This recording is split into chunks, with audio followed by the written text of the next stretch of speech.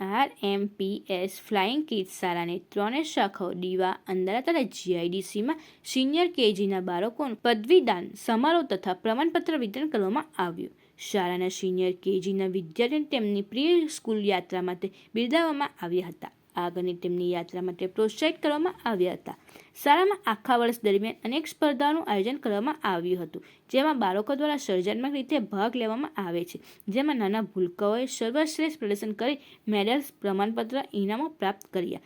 શાળામાં global kids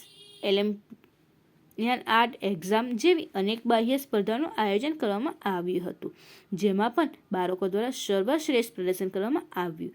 આ વર્ષે શાળાના સિનિયર KGના વિદ્યાર્થીઓએ ઓલ ઇન્ડિયા ટોપરમાં સ્થાન પ્રાપ્ત કર્યું, જેને ટ્રોફી સહિત રાઇડિંગ કાર ઇનામ તરીકે હાંસલ કરી. આ ઉપરાંત શાળાની અન્ય 2 વિદ્યાર્થીઓએ પોતાના શ્રેષ્ઠ પ્રદર્શન બદલ ટ્રોફી તથા સાયકલ ઇનામમાં મેળવી. આ સહિત અન્ય વિદ્યાર્થીઓ પણ અલગ અલગ કોમ્પિટિશનમાં વિનર બનવા બદલ પ્રમાણપત્ર તથા મેડલ્સ એનાયત કરવામાં આવ્યા હતા.